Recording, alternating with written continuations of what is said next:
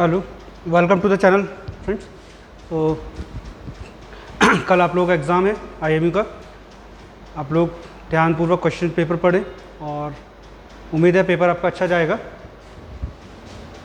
कुछ क्वेश्चंस हैं जो हम एज अ मैराथन समझ लें, ज़्यादा से ज़्यादा ट्राई करते हैं कितने क्वेश्चंस हम ट्राई कर सकते हैं आज। ठीक है, आपको बाकी सब्जेक्ट के क्वेश्चंस भी आपको इसके बाद ही मिल जाएंगे। चलिए टाइम वेस्ट नहीं करते, क्वेश्चन स्टार्ट करते हैं। क्वेश्चन नंबर 1 आपको बताना है number of diagonals that can be drawn by joining the vertices of A octagon. तो डायगोनल्स की काउंटिंग करना है, ठीक है। डायगोनल्स का काउंटिंग करना है। ऑक्टागन है, ऑक्टागन में वर्टेक्स कितने होंगे? 8 वर्टेक्स से आपको डायगोनल काउंट करना है। क्या होता है फॉर्मूला हमारा? NC2 minus n। क्या हो जाएगा इसका according? 8C2 minus 8।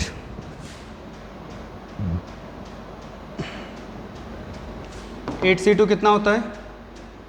28 minus 8। Final answer 20। Option C is the correct answer. एक ये बायनोमियल का लेते हैं question. Number of irrational terms, ध्यान दें, इरेशनल टर्म्स की काउंटिंग करना है और ये एक्सपेंशन है आपका 3 power 7 1/5 plus 7 power 1/3 and whole power 100। अगर मैं इसको एक्सपेंड करता हूँ तो मेरा जनरल टर्म क्या बनेगा?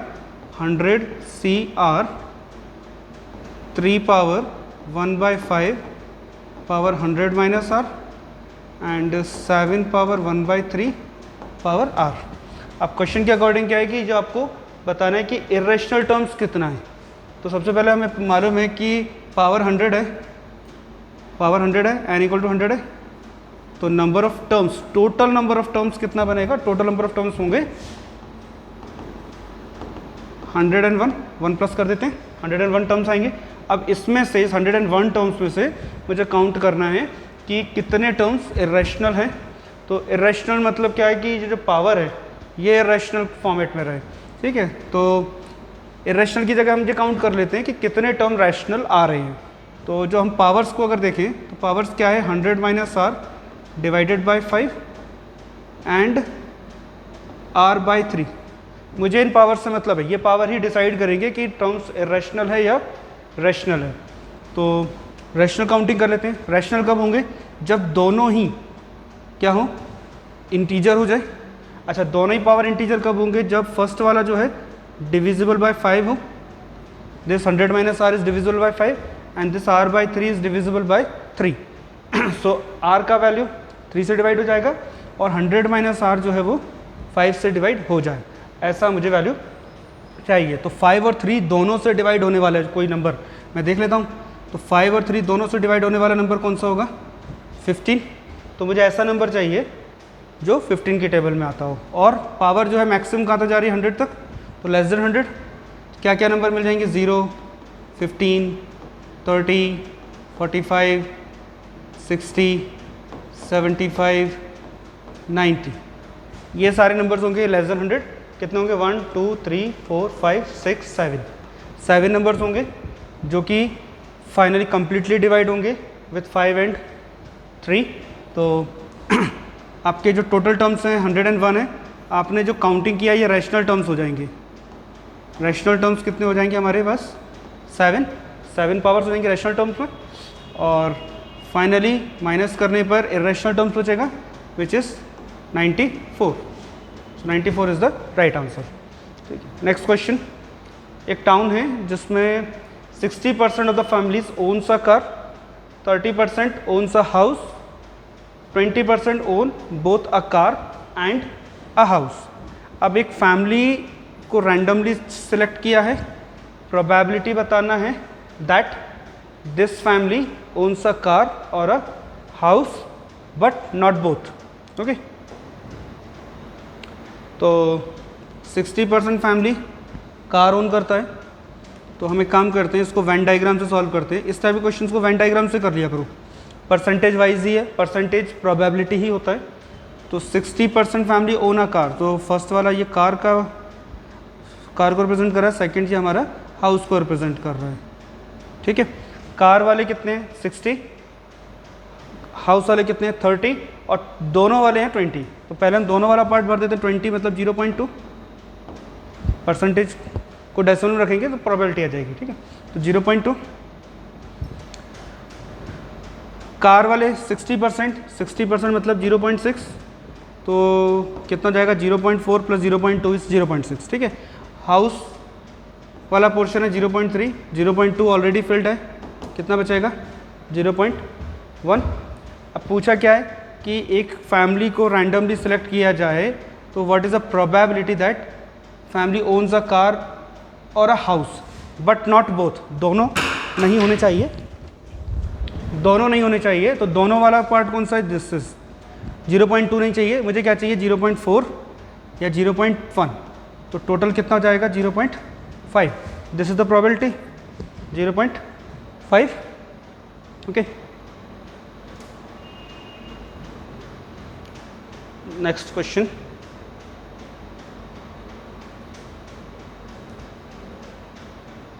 नेक्स्ट क्वेश्चन परम्यूटेशन कॉम्बिनेशन का। एनपीआर का वैल्यू दिया है और एनसीआर का वैल्यू दिया है। जब भी आपको एनपीआर एनसीआर दिया जाए तो आप आर का वैल्यू तो डायरेक्टली निकाल ही सकते हैं। ठीक है, और यहाँ पूछा है एन आर का ऑर्डर्ड पेयर का वैल्यू बताओ। ऑप्शन भी दे रखा है आपको 12, 6, 10, 5, 9, 4, 16, 7। हम चाहें तो ऑप्शन के अकॉर्डिंग भी सॉल्व करके देख सकते हैं, बट एक रिलेशन है जो हमें याद रहता है कि N P R is equals to R factorial multiplied with N C R. तो ये परम्यूटेशन और कॉम्बिनेशन का जो रिलेशन है वो ये है, इसमें एन पी आर आपका है 30,240 R factorial, N C R आपका है 252। तो आर फैक्टोरियल का वैल्यू कितना हो जाएगा 30240 डिवाइडेड बाय 252, डिवाइड करने पर कितना जाएगा यहाँ पे 120। 120 क्या होता है 5 फैक्टोरियल, तो आर का वैल्यू कितना आ गया 5। तो ये डायरेक्टली आपका आर का वैल्यू आ जाएगा ऑप्शन के अकॉर्डिंग। आर इक्वल टू 5 मेरा यहाँ दिख रहा है, बाकी किसी में नहीं है, तो ऑब्वियस बात है आगे बढ़ने की जरूरत नहीं है। और आपको चेक करना है तो आप 10C R चेक कर लीजिए, 10C5 252 ही आएगा। ठीक है, चेक करके देख सकते हैं। Next question, in how many ways 5 prizes be distributed among 4 student. ठीक है, आपको क्या करना है काउंटिंग करना है कि कितने तरीके से हम 5 prizes को 4 स्टूडेंट में बांटना है। ठीक है, प्राइजेस कितने हमारे पास 5 और इसको डिस्ट्रीब्यूट करना है 4 स्टूडेंट्स में। ठीक है, कंडीशन क्या है when every student can take 1 और मोर प्राइज, मतलब एक को कितने भी प्राइज दे सकते हो।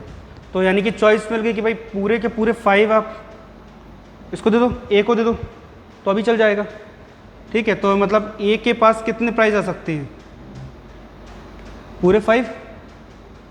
ठीक है, बी के पास भी कितने आ सकते हैं मिनिमम 1, मैक्सिमम पूरे 5 आ सकते हैं, सी के पास भी और डी के पास भी। ठीक है, तो अब हम यहाँ पर तो पहला प्राइज मेरे पास 5 प्राइज डिस्ट्रीब्यूट कर रहे हैं ना, तो first prize, second prize, third prize, fourth prize और fifth prize. First prize distribute करते हैं, कितने वेज जा सकता है 4 लोगों में, 4 स्टूडेंट में बांटना है। सेकेंड प्राइज डिस्ट्रीब्यूट करते हैं, अगेन 4 पर्सन्स में डिस्ट्रीब्यूट हो जाएगा।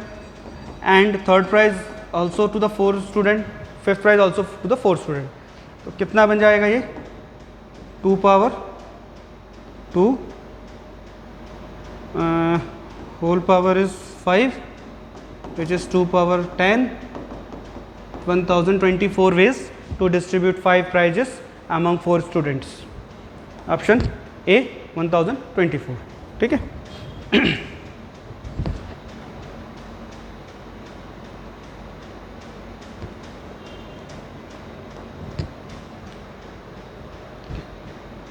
Next question. 4 different items, 4 item है, प्लेस करना है 3 डिफरेंट बॉक्सेस में। ठीक है, 4 को 3 में प्लेसमेंट देना है। In how many ways, counting करना है, in how many ways it can be done such that any box can have any number of items. एक बॉक्स में कितने भी आइटम हो सकते हैं, तो सीधी सी बात है हम सीधे सीधे कॉम्बिनेशन बना देते हैं। तो 4 आइटम को डिस्ट्रीब्यूट करना है 3 में, क्या बन जाएगा 4C3, सिंपल।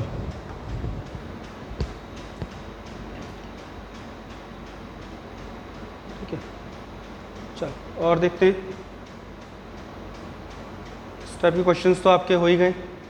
अभी हमने परम्यूटेशन के और उस टाइप के क्वेश्चन में देख लिए। ठीक है, एक और देख लेते हैं, चलो। n+1 C3 is equal to 2 NC2, n का वैल्यू बताना है। चाहे तो हम ऑप्शन चेक कर सकते हैं, ऑप्शन रख के भी देख सकते हैं कि जो LHS इक्वल टू RHS कर दे वही आंसर है, लेकिन हम यहाँ पे इसको डायरेक्टली कर सकते हैं। n+1 C3 को क्या ले सकते हैं, n+1 n-1, 3 नंबर मल्टीप्लाई में न्यूमरेटर में, 3 नंबर डिनोमिनेटर में, इक्वल टू 2 इंटू NC2। यह हो गया आपका डेफिनेशन के अकॉर्डिंग। 2 से 2 कैंसिल कर लेते हैं, n-1 कैंसिल कर देते हैं, क्या बचेगा n+1 इक्वल टू 6 और n equal to 5। Final answer n equal to 5। Okay,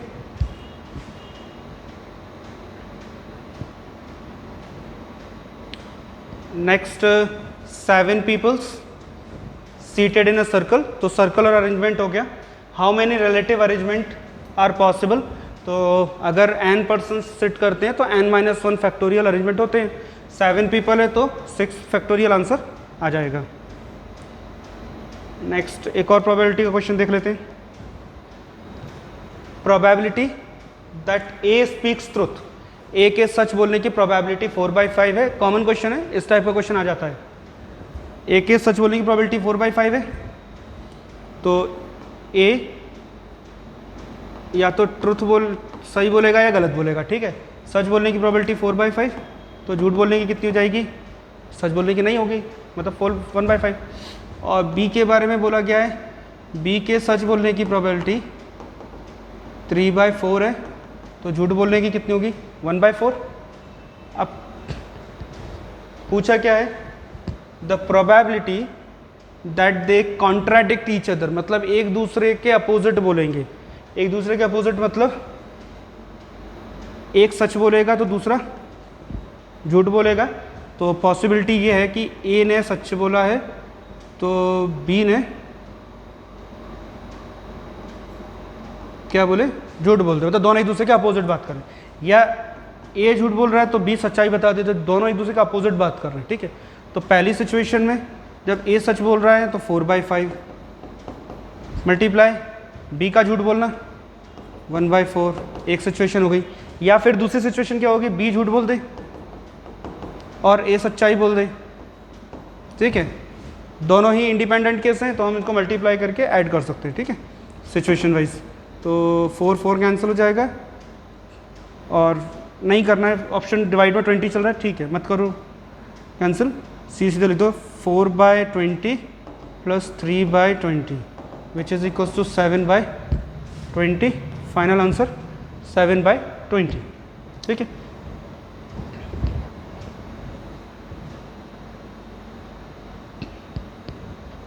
एक ये बेस टाइप का क्वेश्चन आता है। अ bag contains 4 red and 3 black balls. एक बैग है जिसमें 4 रेड और 3 ब्लैक बॉल है। एक और सेकंड बैग है जिसमें 2 रेड 4 ब्लैक बॉल्स हैं। ठीक है, एक बैग हमने सेलेक्ट किया है एट रैंडम, मतलब दोनों में से कोई एक बैग हम सेलेक्ट करेंगे रैंडमली। ठीक है, तो एक बैग सेलेक्ट करना है एंड 1 बॉल इज ड्रॉन, और एक बैग सेलेक्ट करने के बाद एक बॉल निकालना है। प्रोबेबिलिटी पूछा है the ball drawn is red, मतलब सिचुएशन को ऐसा देख सकते हैं कि हमारे पास 2 बैग हैं ए एंड बी। ठीक है, तो पहला तो मेरा टास्क है बैग का सिलेक्शन। तो मेरे पास कितने ऑप्शन है, 2 ऑप्शन है, या तो मैं ए बैग सेलेक्ट करूँगा या बी सेलेक्ट करूँगा। तो बैग सेलेक्ट करने दोनों इक्वली लाइकली होते हैं प्रोबेबिलिटी के अकॉर्डिंग, तो दोनों के चुनने की संभावना बराबर होगी। मैं किसी के साथ बायस नहीं हो रहा हूँ, तो मैं दोनों में से किसी भी एक बैग को इक्वल प्रोबेबिलिटी के साथ सिलेक्ट कर सकता हूँ। तो प्रोबेबिलिटी मेरी डिवाइड हो जाएगी फॉर ए एंड बी। ठीक है, बैग का सिलेक्शन हो गया। अब ए में 4 रेड है और 3 ब्लैक है, मुझे क्या करना है, ब्लैक रेड आउट करनी है, रेड निकालना है। तो अगर मैं ए बैग से सेलेक्ट करके रेड निकालता हूँ तो प्रोबेबिलिटी क्या होगी 4/7। ठीक है, और इस पूरी प्रोसेस की प्रोबेबिलिटी क्या होगी, पहले मैं बैक सेलेक्ट करूँगा, फिर उसके बाद रेड बॉल सेलेक्ट करूँगा। तो एक सिचुएशन तो ये हो गई।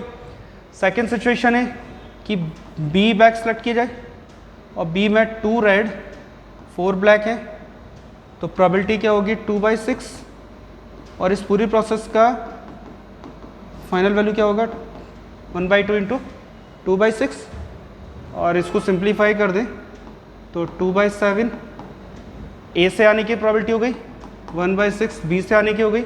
लेकिन दोनों ही सिचुएशन पॉसिबल है, या तो मैं ए से कैलकुलेट करूंगा या बी से करूंगा। तो हम क्या करें, दोनों को ऐड कर दें। और वाला केस है कितना होगा 42, 12 + 7 19/42, ऑप्शन डी 19/42। ओके, प्रोबेबिलिटी के बहुत क्वेश्चन हो गए। प्रोबेबिलिटी के ये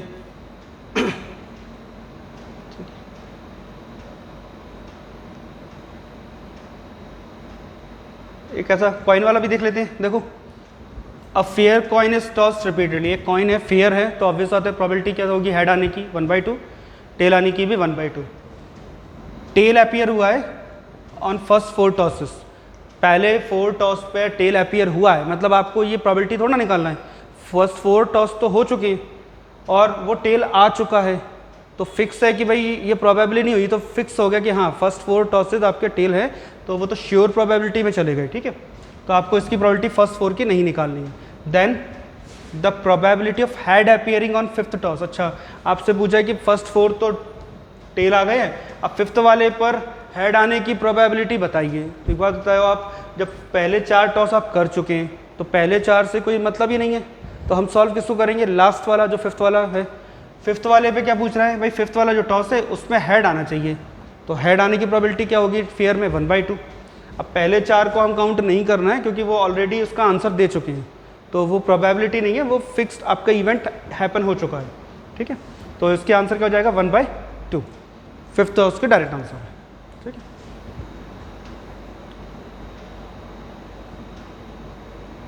चलो प्रोबेबिलिटी के बहुत हो गए, अब एक और देख लेते हैं। चलो एक और देख लेते हैं, इस टाइप का भी हो सकता है। 33 नंबर कि x एक नंबर है जो कि हम इसमें से सेलेक्ट कर रहे हैं। कितने नंबर हैं ये, 1 2 3 4 5 6 7 7 नंबर्स हैं ये हमारे पास टोटल। 7 में से हम सेलेक्ट कर रहे हैं एक नंबर। कंडीशन दे दी है mod x <2। mod x <2 का मतलब क्या होता है, x का वैल्यू -2 से +2 के बीच में हो, और x का वैल्यू इसी में से आ रहा है ना, तो x का वैल्यू क्या होगा -1 0 और 1, जो कि -2 और +2 के बीच की कितने वैल्यू आ रही, 3। तो 3 फेवरेबल कंडीशन हो गई आउट ऑफ 7। प्रोबेबिलिटी कितनी हो गई 3/7। ठीक है, इजी क्वेश्चन आते हैं इस टाइप के।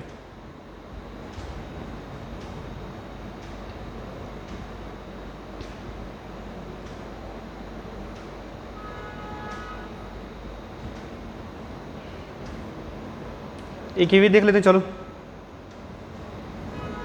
Out of 20 consecutive positive integer, positive integer बोला है तो नंबर 1 से स्टार्ट होगा, 1 2 3 और 20 तक के नंबर हमारे पास दिए गए हैं। 2 आर चूजन एट रैंडम, इसमें से 2 नंबर सेलेक्ट करने हैं, तो 2 नंबर सेलेक्ट कैसे होंगे, 20C2, सीधी सी बात है, 2 नंबर सेलेक्ट हो गए। The probability that there sum is odd. अच्छा, 2 नंबर सेलेक्ट किए और प्रोबेबिलिटी पूछिए कि दोनों का टोटल ऑड आ जाए, तो हमें पता है कि 2 नंबर में सेलेक्ट करूंगा तो मैं नंबर्स को 2 पार्ट में डिवाइड करूंगा, या तो नंबर इवन होगा या ऑड होगा। अच्छा, 20 तक के नंबर्स हैं, तो इवन नंबर मेरे कितने होंगे 10, ऑड नंबर कितने होंगे 10। अब मैं नंबर सेलेक्ट कर सकता हूं, तो पॉसिबिलिटी क्या है कि भाई दोनों नंबर इवन हो, दोनों नंबर ऑड हो, एक इवन एक ऑड हो।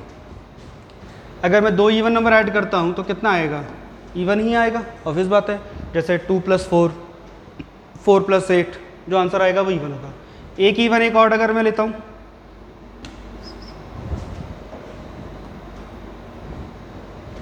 एक इवन एक ऑड नंबर अगर हम सेलेक्ट करते हैं, तो एक इवन जैसे मान लीजिए मैंने लिया 3 और 2, ठीक है, 2 इवन हो गया, 3 आपका ऑड हो गया। ठीक है, तो 2 + 3 एक कंडीशन ये हो गई। ठीक है, मैंने एक और कंडीशन ले लेता हूँ। चलो, 5 ऑड हो गया और 4 इवन ले लेते हैं, 5 + 4 9। तो इवन ऑड का टोटल हमेशा क्या आने वाला है, ऑड आएगा, आप चेक कर सकते हैं। अच्छा दोनों अगर ऑड नंबर ले लूँ मैं, दोनों ऑड नंबर ले लेते हैं चलो, जैसे 3 + 3 6 हो जाएगा, 9 + 5 14 हो जाएगा, है ना। और भी एक और ले लेते हैं, लेस देन 20 की बात कर रहे हैं वैसे तो हम, तो कोई भी अगर हम दो ऑड नंबर सेलेक्ट कर ले तो 3 + 5 8 हो जाएगा। तो आप कोई भी दो ऑड सेलेक्ट करेंगे तो आंसर इवन ही आएगा। कंडीशन ये बोल रहा है कि सम ऑड होना चाहिए, तो एक ही कंडीशन है जब सम ऑड हो, मतलब आप एक इवन नंबर सेलेक्ट कर लो और एक ऑड नंबर सेलेक्ट कर लो।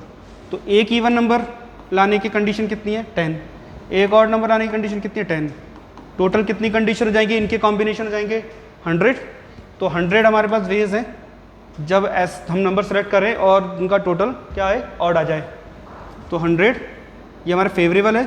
टोटल सिलेक्शन हमारे 20 C2 है, इसको सॉल्व कर लेते हैं। 100 / 20 × 19 और ऊपर आ जाएगा 2, तो 0 कैंसिल 2 कैंसिल 10/19, फाइनल आंसर 10/19। ठीक है, जैसा कहा है वैसा वैसा आप सोचें, ट्राई करें, आंसर आ जाता है। और अगर कुछ दिखता है तो ये वाला भी देख लो 41। एक कॉइन है जिसको हमने टॉस किया है कितनी बार, n टाइम्स। n टाइम अगर हम टॉस कर रहे हैं, ऑब्वियस बात है कोई भी टेल आएगा कभी हेड आएगा, ठीक है। और हम प्रोबेबिलिटी निकालना है हमें हेड आने की, the probability of getting head at least once, कम से कम एक हेड आने की प्रोबेबिलिटी क्या है, ग्रेटर देन 0.8। मतलब probability, let's say I am writing x with a number of head, ठीक है, नंबर ऑफ हेड आपके x हैं, एटलीस्ट वंस मतलब कम से कम एक हेड तो चाहिए मुझे मिनिमम, और इसकी जो प्रोबेबिलिटी है वो ग्रेटर देन 0.8 है, ठीक है। तो कंडीशन जो दी है उसको मैथमेटिकल लिख लिया हमने, इट इज़ ग्रेटर देन 0.8, ठीक है। अब आपको पूछा है कि n की मिनिमम वैल्यू बताइए। तो मतलब ये कंडीशन दी है, मैथमेटिकली लिखा, अब इसको सॉल्व कर लेते हैं, ठीक है। तो 1 - प्रोबेबिलिटी x = 0, ठीक है, greater than 0.8, greater than equal to 1 को हम ऐसा लिख सकते हैं। अच्छा 1 - प्रोबेबिलिटी x = 0, आपका जब कॉइन टॉस कर रहे हैं तो क्या आएगा 1/2 पावर n, ये कॉइन टॉसिंग का हो गया, which is greater than 0.8।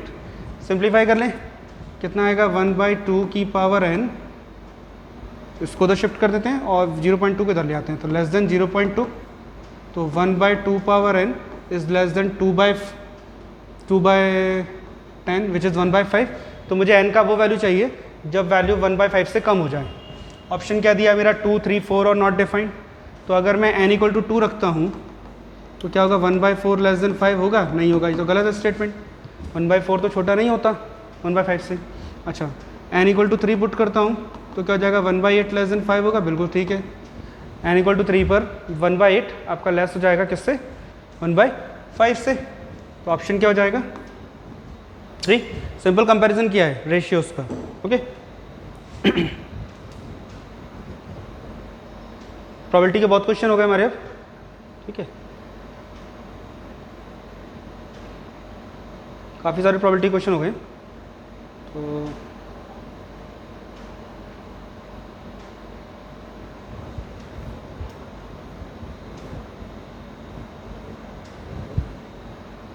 Simple question है बाइनोमियल का, n is a positive integer, ठीक है, number of terms in the expansion of x + a power n, power n आपका पॉजिटिव है, पॉजिटिव इंटीजर है तो आपके फाइनाइट नंबर ऑफ टर्म्स आएंगे, कितने होंगे, n है तो n+1 नंबर ऑफ टर्म्स आएंगे। मैट्रिक्स का क्वेश्चन,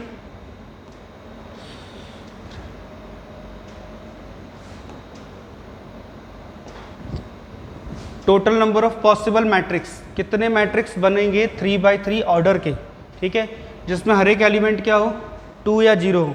ये क्वेश्चन बदल बदल के आ जाता है, कई बार पूछेंगे 0 और 1 से आप कितने मैट्रिक्स बना सकते हैं, -1 और 1 से कितने बन सकते हैं, मतलब कोई भी दो नंबर दे दिए आपके, तो यहाँ पे कितने ऑप्शंस आपको अवेलेबल है, 2 ऑप्शन, ठीक है, 0 से आपको फिल करना है या 2 से करना है। मैट्रिक्स बनाना है कितने बाई कितने का, 3x3 का, तो कितने नंबर आपको फिल करने, 9, एक एक नंबर हम रखते जाएं, सारे नंबर एक एक रखते जाएंगे और एक मैट्रिक्स हमारा क्रिएट हो जाएगा। तो हर एक ऑप्शन, हर एक नंबर के पास 2 ही ऑप्शन है, ठीक है।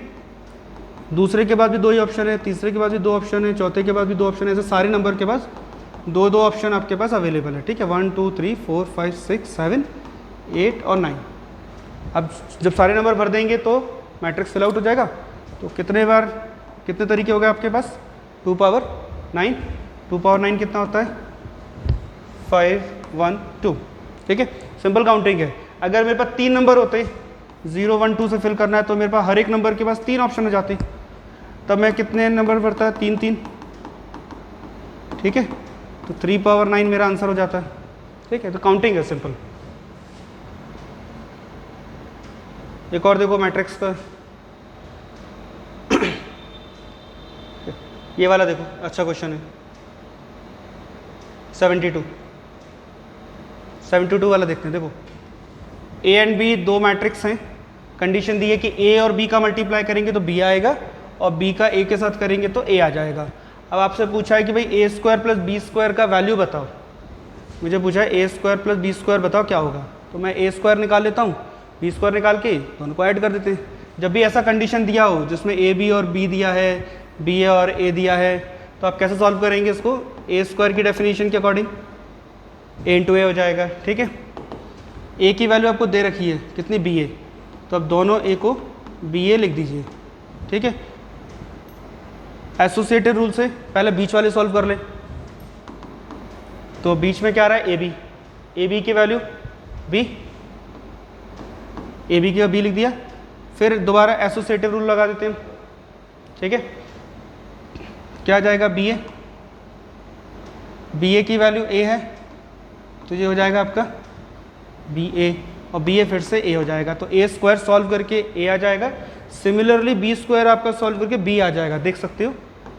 बी इंटू बी, बी का वैल्यू ए बी और ए बी, बीच वाले को दोनों को सॉल्व कर लो। बी ए मतलब ए, फिर से एसोसिएटिव लगा लो, ए बी हो जाएगा और ए बी फिर से बी हो जाएगा, ठीक है। तो A square plus B square का वैल्यू कितना आएगा? ए प्लस बी आ जाएगा, ऑप्शन सी। नेक्स्ट भी इजी क्वेश्चन है। 73 A dash transpose of square matrix है, मतलब ट्रांसपोज कर दिया है, और ऑप्शन दिया गया है मैट्रिक्स के डिटर्मिनेंट, मतलब डिटर्मिनेंट में, कि भाई ए का डिटर्मिनेंट और ए डैश का डिटर्मिनेंट दोनों इक्वल होते हैं, ये हमें पता है बाय प्रॉपर्टी। और ऐसा सभी स्क्वायर मैट्रिक्स के लिए होता है जो स्क्वायर मैट्रिक्स दिया है, ठीक है, सभी स्क्वायर मैट्रिक्स के लिए होता है। तो पहला ऑप्शन कैंसिल, बोल रहा है इक्वल नहीं है। दूसरा बोल रहा है सम जीरो, तो ये भी गलत है। फोर्थ बोल रहा है कि ऐसा तभी है जब आइडेंटिटी हो, तो ये भी गलत है। ये तो सभी के लिए पॉसिबल है, ठीक है। तो बी ऑप्शन इसका करेक्ट आंसर हो जाएगा। नेक्स्ट देखो 74 डेफिनेशन है, the sum of product of the element.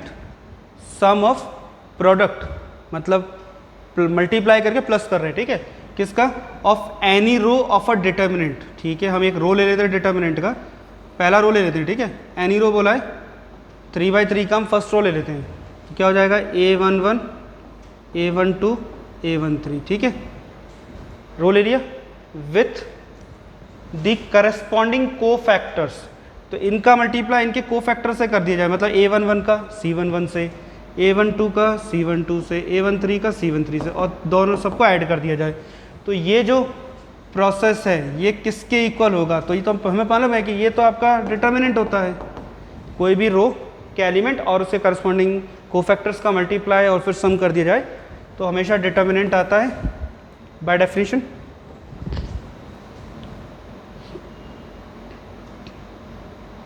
ठीक है,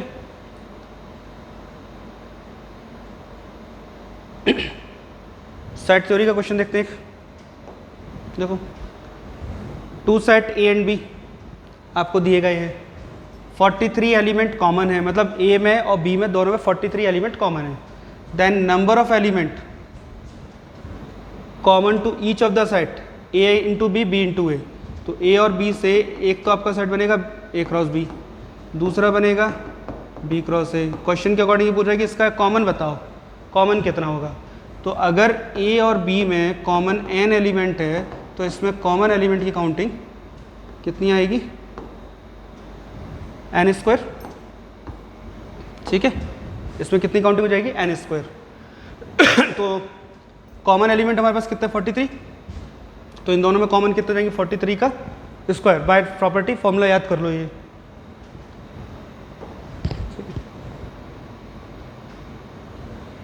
एक और साइड थ्योरी, ए में 6 एलिमेंट हैं, बी में 4 एलिमेंट हैं। ठीक है, मतलब एक ये सेट हो गया ए, एक ये सेट हो गया बी। ए में टोटल, ए में 6 एलिमेंट हैं, टोटल बी में 4 एलिमेंट हैं। अब मुझे बताना है ए माइनस बी का मिनिमम वैल्यू, ए माइनस बी का मिनिमम वैल्यू। ए माइनस बी मतलब क्या होता है, ये कॉमन पार्ट हो गया ए इंटरसेक्शन बी। इस कॉमन पार्ट को अगर मैं हटा दूं तो मेरा इतना सेक्शन बचेगा बस, ये सेक्शन बचेगा इतना येलो शेडेड रीजन। ठीक है, ये जो सेक्शन आएगा आपका जिसमें कॉमन पार्ट नहीं है, ओनली ए पार्ट है, ये वाला ओनली ए पार्ट है, इसी को हम क्या बोलते हैं, ए माइनस बी। तो मुझे कॉमन पार्ट माइनस करना है और ये वैल्यू मिनिमम बनानी है। मतलब ये छोटा कितना हो सकता है, ये एरिया कितना छोटा हो सकता है, जितना मैं कॉमन पार्ट ज़्यादा से ज़्यादा माइनस करूँ, मैक्सिमम कॉमन में माइनस कर दूँ तो ये पार्ट आपका छोटा, सबसे छोटा हो जाएगा। ठीक है, तो इन दोनों में कॉमन कितना हो सकता है भाई, ए और बी का कॉमन पार्ट है, ए में 6 एलिमेंट हैं, बी में 4 एलिमेंट हैं। तो ये पॉसिबल है कि भाई ए के साथ पूरा का पूरा बी कॉमन आ जाए। ठीक है, तो बचेगा ए में कितना, केवल 2। इससे ज़्यादा हम माइनस नहीं कर पाएंगे, मैक्सिमम माइनस कितना कर सकते हैं, 4, जिसमें ए के अंदर ही क्या हो जाए, बी हो जाए। तब ए माइनस बी में कितने एलिमेंट बचेंगे, 2। तो मैक्सिमम आप 4 माइनस कर सकते हैं और इसका मिनिमम बना सकते हैं 2। तो ये पूछा है कि मिनिमम वैल्यू कितना होगा ए माइनस बी का। तो ए माइनस बी का मिनिमम वैल्यू कितना होगा, 6 माइनस 4 2। ठीक है, देखो एक और देखते हैं, b माइनस ए बताना है किसके बराबर होगा। तो आप देखें ज़रा, ये तो हो गया कॉमन पार्ट, इसको हटा दिया जाए a और b में से, तो ये वाला हिस्सा जो आ रहा है ये है b माइनस ए। ठीक है, क्वेश्चन बोल रहा है कि भाई b में से हटाना है कितना, b माइनस ए। तो b पूरा सेक्शन है और b माइनस ए ये वाला सेक्शन हो गया। अगर मैं हटा दूंगा तो क्या बचेगा, केवल कॉमन पार्ट बचेगा।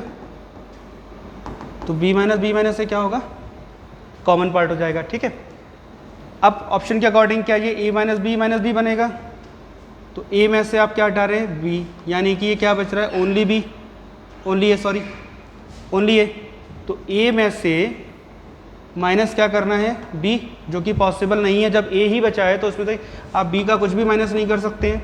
ठीक है, b में तो कुछ आएगा ही नहीं माइनस करने के लिए, तो केवल ओनली a बचेगा, कुछ भी माइनस नहीं कर पाएंगे। अच्छा, b पार्ट अगर देखें, ये क्या है, ओनली a में से ओनली a माइनस करेंगे तो क्या बचेगा, दोनों का common part, a intersection b। Same logic से तो ये दोनों ही सेम सेट बना रहे हैं, a इंटरसेक्शन b। तो ऑप्शन बी आपका आंसर करेक्ट हो जाएगा।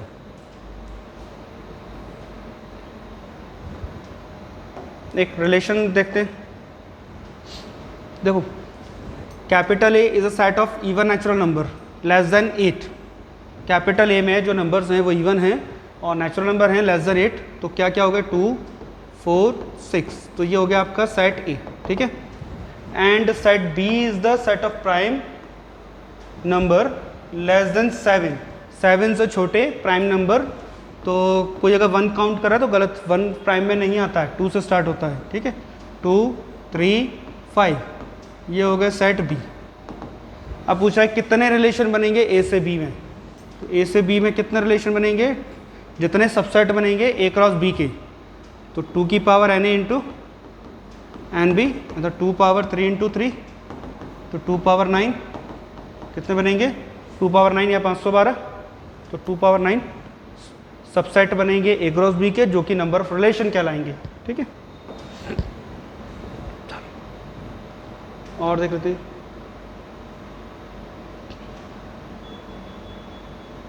नहीं दिख रहा है। एक तो सिंपल सा क्वेश्चन है ये वाला, देखो 96। ऐसे भी पूछ लेते हैं कि एक्सपोनेंशियल एक्स है एफ एक्स, इसका इन्वर्स बताओ।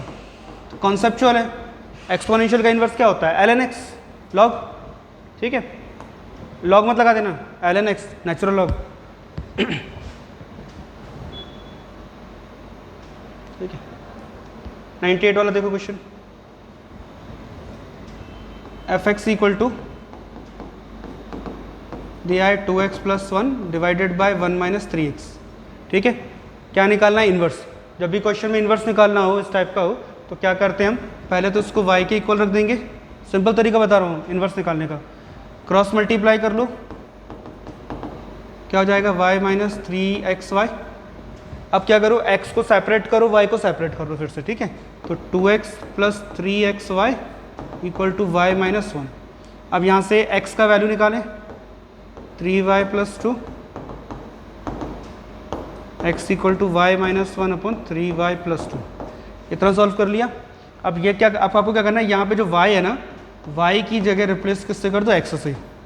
तो जैसे ही y की जगह x से रिप्लेस करोगे, ये जाएगा x minus 1 upon 3x plus 2, और यही आपका इन्वर्स हो जाएगा। ठीक है, सिंपल सा काम है, पहले y मानो, सॉल्व करके x की वैल्यू निकालूँ, बाद में y को रिप्लेस x से कर दो, तो आपका इन्वर्स आ जाएगा। ऑप्शन आपका हो गया x minus 1 upon 3x plus 2, option A. ठीक है,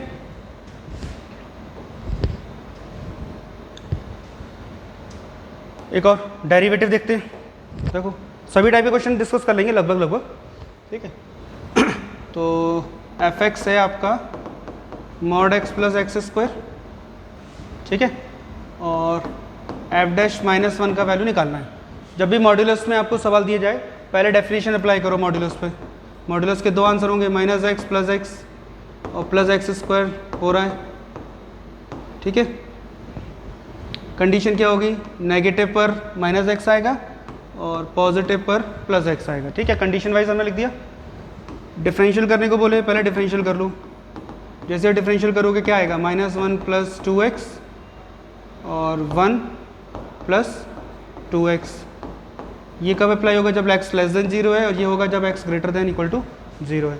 अब आपको जो सॉल्व करना है वो है x इक्वल टू माइनस 1 पर। तो x इक्वल टू माइनस 1 हमें कहाँ मिलेगा? यहाँ मिलेगा लेस देन 0 पर। ठीक है, लेस देन 0 पर x का वैल्यू क्या मिलेगा? माइनस 1। ठीक है, तो आप जैसे x इक्वल टू माइनस 1 रखेंगे, तो इस वाले फंक्शन में रखना पड़ेगा मुझे माइनस 1, क्योंकि x का वैल्यू माइनस 1 इस पर सेटिस्फाई करेगा, इस कंडीशन पे। तो minus 1 plus 2 into minus 1, final value minus 3। तो हमारा जो आंसर आएगा, ज़्यादा डैश लग गए, माइनस 3 पहला ऑप्शन है, माइनस 1 दूसरा ऑप्शन है, 1 थर्ड ऑप्शन है और d फोर्थ ऑप्शन है। ठीक है,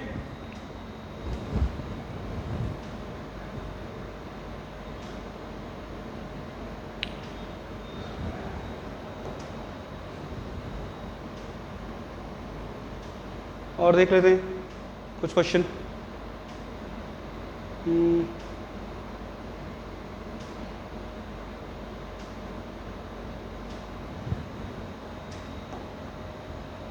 ग्राफिक देखो, 113 देख लो। एफ एक्स इक्वल टू दिया साइन एक्स, और साइन एक्स दिया है पूरा 1 सर्कल में 0 से 2 पाई में। ठीक है, और आपसे पूछा है कि स्टेशनरी पॉइंट कितने हैं इसके। स्टेशनरी पॉइंट मतलब जहाँ से डायरेक्शन चेंज करेगा। तो ग्राफ अगर आपको याद है तो आप इसका ग्राफ बना सकते हैं 0 से 0, pi by 2, pi, 3 pi by 2 और 2 पाई। ठीक है, बन गया ग्राफ। अब डायरेक्शन कहाँ चेंज हो रहा है? एक तो यहाँ चेंज हो रहा है पाई बाई 2 पे, और एक चेंज हो रहा है आपका 3 पाई बाई 2 पे। ठीक है, तो कितनी बार डायरेक्शन चेंज किया ग्राफ ने? 2 बार। तो जो जहाँ पर डायरेक्शन चेंज हो रहा है वही पॉइंट आपके क्या कहलाएंगे? स्टेशनरी पॉइंट कहलाएंगे, जो कि ऑप्शन हो जाएगा 2। ठीक है, एक और सेट थ्योरी, ए और बी दोनों का यूनियन अगर ए है तो कब पॉसिबल है? ये पूछा है कि भाई ए और बी दोनों को मिला दूँ तो मेरे को वापस क्या बन जाए? ए बन जाए। जब दो सेट को मिलाते हैं तो हमेशा बड़ा वाला सेट बनता है, तो इसका मतलब ये है कि भाई बी अंदर था और ए बड़ा था। ऐसी तो पॉसिबल है कि भाई बी छोटा सेट हो, जब मिलाते हैं बी को ए में तब भी वो ए के बराबर ही रहे। तो ये तभी पॉसिबल है जब बी कैसा हो? अंदर हो, कब? ए के, यानी कि बी सबसेट हो किसका, ए का। तो पहला ऑप्शन, जब बी सबसेट है ए का तब ये कंडीशन बनेगी। ठीक है,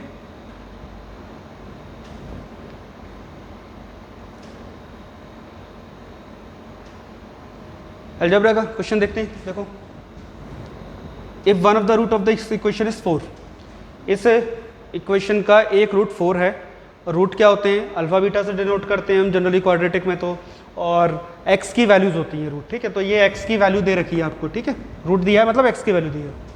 एंड द इक्वेशन, ये इक्वेशन है, हैज़ इक्वल रूट। तो आपको जब ये वर्ड पढ़ोगे भाई इक्वल रूट है, इक्वल रूट का मतलब क्या है, डिस्क्रिमिनेंट 0 हो जाएगा। इक्वल रूट कब होता है, जब b स्क्वायर माइनस 4ac 0 हो। तो क्या है, क्वेश्चन पढ़ते पढ़ते आपको याद आना चाहिए कंडीशन कि इस वर्ड का मीनिंग ये कंडीशन अप्लाई होगी, तभी आप समझ पाओगे। नहीं तो क्या होगा, क्वेश्चन पढ़ोगे समझ नहीं आएगा, फिर दोबारा पढ़ोगे फिर समझ नहीं आएगा। ठीक है, तो आपको बार बार ना पढ़ के एक ही बार में समझ में आए, उसका तरीका क्या है, क्वेश्चन पढ़ो साथ साथ रिकॉल करते जाओ कि क्या क्या कंडीशन आप इसमें अप्लाई कर सकते हैं। ठीक है, अब आपसे पूछा है the value of Q, Q का वैल्यू बताना है। ठीक है, तो पहले स्टार्ट करते हैं कि भाई मुझे यहाँ से पी का वैल्यू निकाल सकता हूँ, क्योंकि मुझे एक्स का वैल्यू दिया हुआ है। एक्स का वैल्यू दिया है तो मैं इसको ऐसा लिख सकता हूँ, यानी कि कितना हो गया, 16 + 12 28 प्लस 4p = 0, p = कितना आ गया, -7। p का वैल्यू मिल गया कितना, -7 मिल गया है ना। तो इसमें मैं p का वैल्यू पुट कर देता हूँ, तो -7x + q = 0। तो ये मेरे को कंडीशन दिया हुआ है। ठीक है, अब ये बोल रहा है कि इसका रूट इक्वल है। रूट इक्वल मतलब डिस्क्रिमिनेंट निकालें, b स्क्वायर माइनस 4ac = 0। तो q का वैल्यू कितना आ गया, 49/4। देखो आ गया डायरेक्ट आंसर, 49/4 आ गया, ऑप्शन ए। ठीक है, तो सिंपल क्वेश्चन पढ़ते पढ़ते ही आपको कंडीशन याद आना चाहिए। ठीक है,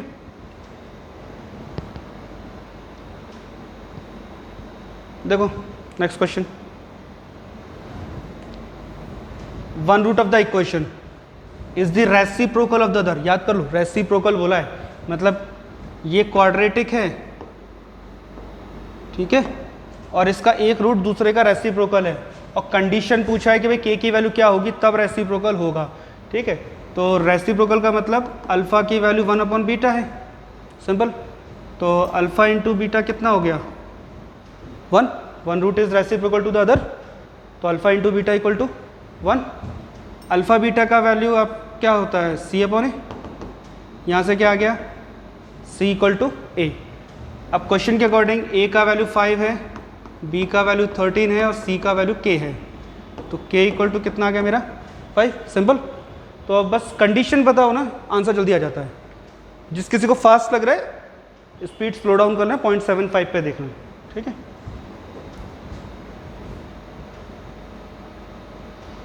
एक और देखते हैं, चलो थोड़ा जीपी वगैरह में देख लेते हैं क्वेश्चंस ठीक ठाक।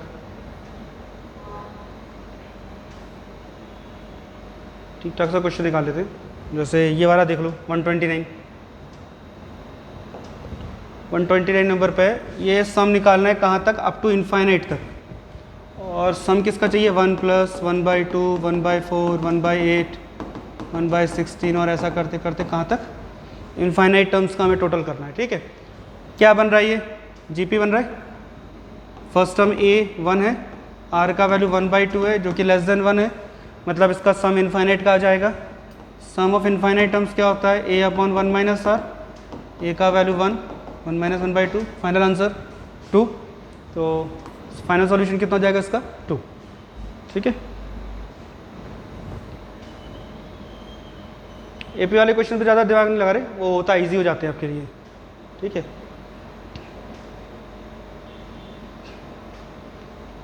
कंडीशन अप्लाई करेंगे तो भी आ जाएगा एपी वाले क्वेश्चन जितने आपके। ठीक है,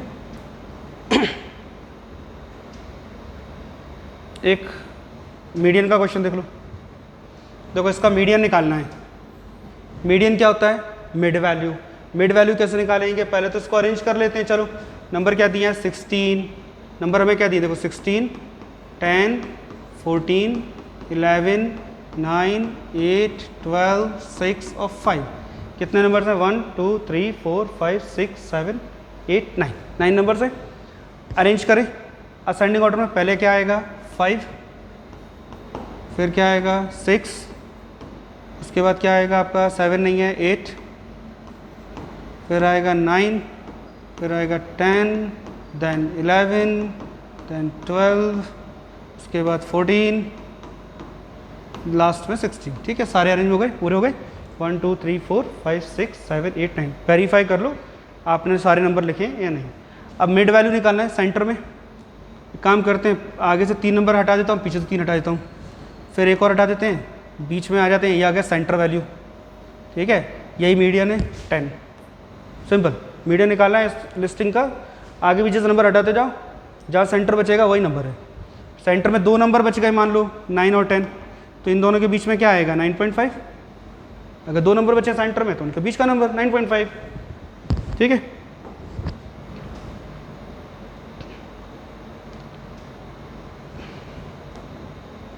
next question, mean of first and odd natural numbers. Mean of first and odd natural number. ठीक है, तो ऑड नेचुरल नंबर क्या होंगे 1 3 5 7, और कितने नंबर ऐड कर रहे हैं हम n ऑड नंबर्स। ठीक है, और इसका मीन निकालना है तो हम सम को डिवाइड कर दें किससे, n से, n से डिवाइड कर दें। तो सम ऑफ ऑड नंबर क्या होता है n square, divide by n कर रहे हैं, आंसर हो जाएगा कितना हो जाता है n। Final answer n। 145 पे प्रॉपर्टी है ABC are 3 positive numbers are in GP. ठीक है, 3 पॉजिटिव नंबर हैं जो कि जीपी में है, और तीनों का लॉग लिया, लॉग ए log B log c. Positive number है जीपी में, उनका लॉग लिया है। प्रॉपर्टी क्या कहती है कि अगर जीपी में नंबर है और आपने लॉग ले लिया तो वो एपी में कन्वर्ट हो जाता है, और अगर लॉग में नंबर है और एबीसी आपका अगर लॉग में नंबर एपी में है, रिवर्स करेंगे वापस हटाएंगे लॉग तो वो जीपी में चले जाता है। ठीक है, तो ये बाय प्रॉपर्टी डायरेक्ट हमारा आंसर है। एक लास्ट क्वेश्चन और कर लेते हैं बस। ठीक है, अभी इस वाले सेशन के लिए अर्थमेटिक मीन और हार्मोनिक मीन आपको दिया गया है। 27 अर्थमेटिक मीन है, 12 आपका हार्मोनिक मीन है। ज्योमेट्रिक मीन निकालना है। कंडीशन याद कर लो, अर्थमेटिक मीन बड़ा होता है ज्योमेट्रिक मीन से, ज्योमेट्रिक मीन बड़ा होता है हार्मोनिक मीन से। प्रॉपर्टी कहती है कि g² = AH होता है, जिसमें आपको g का वैल्यू फाइंड आउट करना है ज्योमेट्रिक मीन का। AH आपको दिया गया है, कितना है 27 × 12, तो g का वैल्यू क्या हो जाएगा √27 मतलब 3 × 3 × 3, और 12 मतलब 4 × 3, कितना आ गया 2 × 3 × 3 मतलब कि 18। Final answer 18। ठीक है, तो ठीक है, काफ़ी है, और बाकी एक और उसमें कोशिश करेंगे आपको कुछ देर बाद एक और सेशन मिल जाए मैथ्स का। ठीक है, बाकी इसके अलावा आपके 2 वीडियो और आ रहे, तो उम्मीद है कल का पेपर आपका अच्छा जाएगा। बाकी चैनल को सब्सक्राइब जरूर करें और लाइक कमेंट जरूर कीजिएगा। जय हिंद। ठीक है, तो एक काम करते हैं, इसी वीडियो को हम कंटिन्यू करते हैं, और इसी मैथ्स के तुरंत बाद ही अब आपको इंग्लिश की सर आपको इसी में कंटिन्यू कराएंगे, तो आपको कहीं और जाने की जरूरत नहीं है, आप इसको कंटिन्यू करें, और मैथ्स के बाद अब इंग्लिश का स्टार्ट करते हैं।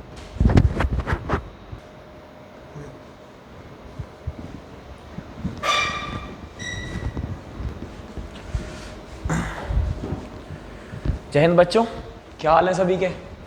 आई होप अच्छे ही होंगे। तो अभी आपके मैथ्स वाले सर राहुल सर आपको सॉल्व करा के गए एक सैम्पल पेपर जो कि था आपके IMU CET के लिए, और मैं आपको कराने वाला हूँ एक दूसरा सेक्शन जो कि होता है भाई इंग्लिश का। ठीक है ना, तो आ जाओ जल्दी से क्या करते हैं, बातचीत को शुरू करते हैं टाइम बर्बाद ना करते हुए। तैयारी कैसी है सभी की, कमेंट करके बताएं ज़रा, है ना। एक सेकंड दीजिएगा।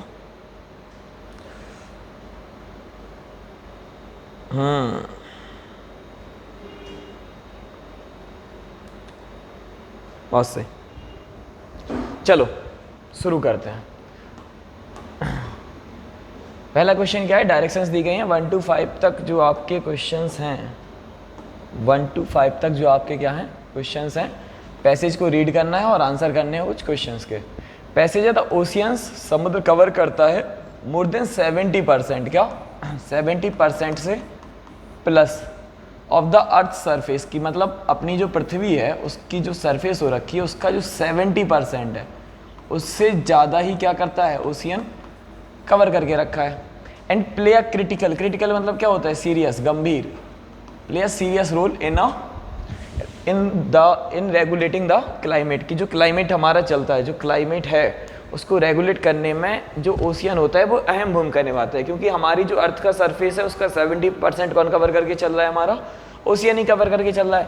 जो मरीन इकोसिस्टम है, मतलब जो पारिस्थितिकी तंत्र है, जो इकोसिस्टम है उससे जो चीज़ें चल रही हैं, नॉट ओनली प्रोवाइड फूड, मतलब सिर्फ प्रोवाइड फूड ही नहीं करती, and employment to the billions, मतलब बिलियंस लोगों को सिर्फ खाना और रोजगार ही प्रोवाइड नहीं करती, बट ऑल्सो, और क्या प्रोवाइड करती हैं प्लस में, नॉट ओनली बट ऑल्सो का यूज़ तो पढ़ा है ना आपने बच्चों, कि नॉट ओनली का पेयर किसके साथ, जैसे नीदर का पेयर बनता है बच्चा नॉर के साथ, ईदर का पेयर बनता है किसके साथ, और के साथ, नॉट ओनली का पेयर बनता है किसके साथ, बट ऑल्सो के साथ, किसके साथ बनता है, ठीक है ना, पक्की बात। तो इसमें हम एक और चीज़ पढ़ते हैं, जब मैं आपको यही बता देता हूँ कि जो नियरेस्ट वो होता है सब्जेक्ट, उसके हिसाब से आप क्या लगाते हो, हेल्पिंग वर्ब लगाते हो। जो नियरेस्ट सब्जेक्ट होता है उसके हिसाब से आप क्या हेल्पिंग वर्ब डिसाइड करते हो।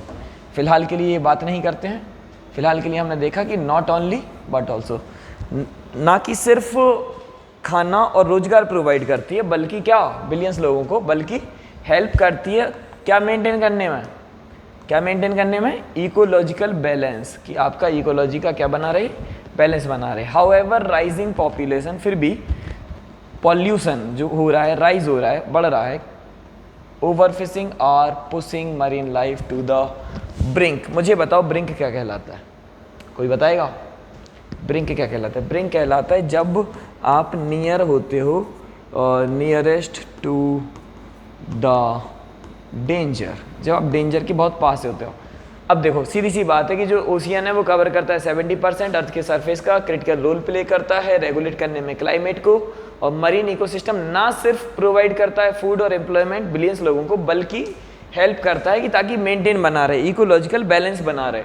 फिर भी जो पॉल्यूशन राइज हो रहा है, पॉल्यूशन जो बढ़ रहा है, और लोग जो ओवर फिशिंग कर रहे हैं बहुत ज़्यादा, जैसे जो फिश होती है वो भाई हिस्सा तो वही है ना इकोसिस्टम का, मरीन इकोसिस्टम का। जब आप फिशिंग करोगे ओवर, नॉर्मल तक तो ठीक है, ओवर करोगे तो वो कम होगी, और वो कम होगी तो हमारे इकोसिस्टम गड़बड़ाएगा। वो पुश कर रहा है मरीन लाइफ को, जो मरीन लाइफ होती है, टू द ब्रिंक, की मतलब वो कहाँ जा रही है, डेंजर के कहा जाए, नियरेस्ट, नियरेस्ट मतलब सबसे पास, किसके सबसे पास, डेंजर के सबसे पास। तो आ जाओ सवाल देख लेते हैं। पहला सवाल हमें समझ में आता है, what percentage of the earth surface is covered by the ocean. अभी हमने देख के निकले पैसेज में कितना पता, 70%, 70% will be the right answer. According to the passage what is the one role of marine ecosystem, marine ecosystem का रोल क्या था, याद करो, फॉरेस्ट फायर को कंट्रोल करना था, ना जीना, मेंटेनिंग एयर प्रेशर, बात ही नहीं करेगी, हाँ भाई, रेगुलेटिंग क्लाइमेट को रेगुलेट कर रहा है ना। देखो मैं आपको दिखाऊं, ये लिखा हुआ है रेगुलेटिंग द क्लाइमेट, यही था ना रोल इसका। तो बस आपका आंसर क्या हो गया, और इसका आंसर था आपका 70%, इसका आंसर है आपका रेगुलेटिंग क्लाइमेट, क्रिएटिंग डेजर्ट्स, ना भाई ना। व्हाट थ्रेट इज मेंशन्ड, कौन सा थ्रेट मेंशन किया गया है पैसेज में जो अफेक्ट करता है किसको, मरीन लाइफ को, जो अफेक्ट करता है किसको, मरीन लाइफ को। तो याद करो भाई, हरिकेन्स नहीं, तो क्लाइमेट चेंज नहीं, पॉल्यूशन एंड ओवर फिशिंग, यही मेंशन किए गए ना, पॉल्यूशन और ओवर फिशिंग। इससे क्या पहुंच रही है मरीन लाइफ, इससे मरीन लाइफ जा रही है किसकी तरफ, ब्रिंक, मतलब डेंजर की तरफ जा रही है, किसकी तरफ जा रही है, डेंजर की तरफ जा रही है। आ जाओ बच्चा, फोर्थ क्वेश्चन देखते हैं। What do marine ecosystem provide besides food. अच्छा, दो वर्ड होते हैं, दो वर्ड होते हैं, एक होता है बिसाइड और एक होता है भैया बिसाइड्स। बिसाइड मतलब होता है बगल में, बिसाइड मतलब होता है बगल में, और बिसाइड्स का मतलब होता है इसके अलावा, इसके अलावा। जैसे मैं बोलूं कि क्या बोलूँ मैं, कुछ भी बोल सकता हूँ कि I am a teacher besides something, मतलब मैं कुछ और भी करता हूँ और साथ में टीचिंग भी करता हूँ। बिसाइड्स मतलब के अलावा। जैसे मैं बोलूँ कुछ भी कि वो यहाँ भी पढ़ाता ही, अभी सा टाइम लगेगा 5 मिनट समथिंग। जैसे मैं बोलूँ he teaches maths besides English, मतलब बिसाइड्स इंग्लिश, इंग्लिश के अलावा वो मैथ्स भी पढ़ा लेता है, इंग्लिश के अलावा। या फिर मैं he can teach maths beside English, मतलब बिसाइड अलग बात है, ही इज बिसाइड मी मतलब वो मेरे बगल में है, मतलब यहाँ मैं खड़ा हूँ तो कोई बगल में खड़ा है, हाँ हाँ दिख रहा है खड़ा है, बट क्या है बिसाइड्स मैथ मतलब बिसाइड्स इंग्लिश मतलब इंग्लिश के अलावा कोई मैथ्स भी पढ़ाता है। चलो भैया ये हो गई बातचीत, तो हमारा आंसर हो गया पॉल्यूशन एंड ओवरफिशिंग।